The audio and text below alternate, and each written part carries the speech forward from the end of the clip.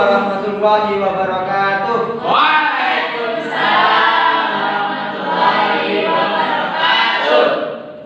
Sebelum kita mengawali kegiatan belajar pada pagi hari ini, silakan ketua kelas untuk memilih Pak Asri.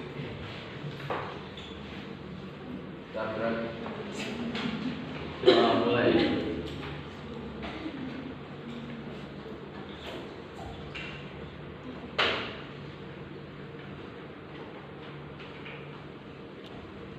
Doa selesai. Alhamdulillah. Untuk pengantar semangatnya pagi hari ini, kabarnya semua anak? Alhamdulillah, luar biasa. Sebelum kita mulai pembelajaran pada pagi hari ini, Bapak, kita ingin mengajar terlebih dahulu ya. Ada yang tidak hadir? Muhammad kemana? Tidur.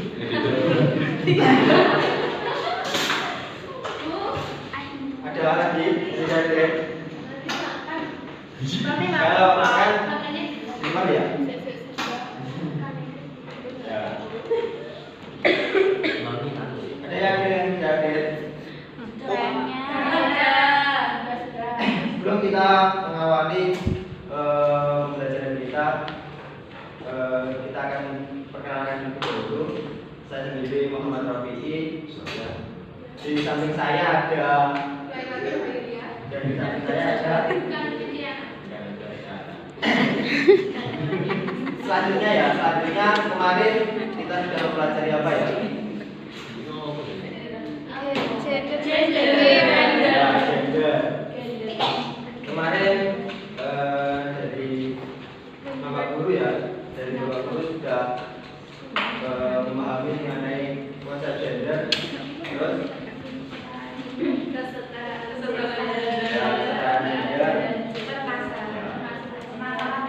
ya sebelumnya kemarin ada gender dalam perspektif ya. Untuk hari ini kita bersenang-senang dahulu ya, sebelum kita mulai pembelajaran pada pagi hari ini. Untuk anak-anak bisa berdiri semua ya. Bisa berdiri semua.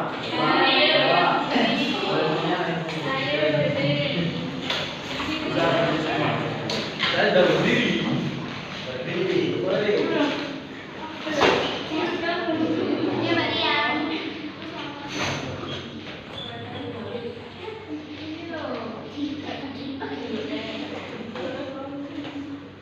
Sudah berdiri semua?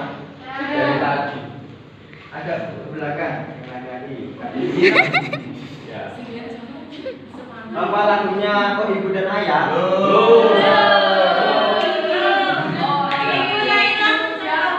Silakan. Silakan dia masuk ke depan. Ayo cepat. Silakan pimpin teman-temannya. Sekarang itu dalam pilihannya loh, Pak. Ayo, silakan dipimpin teman-teman. Ya teman-teman, kita mulai lagunya apa? Oh, ya. Bapak dan Ibu. Oh, ibu benar ya. Anu 3, 2, 1. Oh, ibu dan ayah selamat pagi. Ku pergi sekolah sampai nanti. Selamat belajar penuh semangat. Bagi dan selalu tentu kau dapat.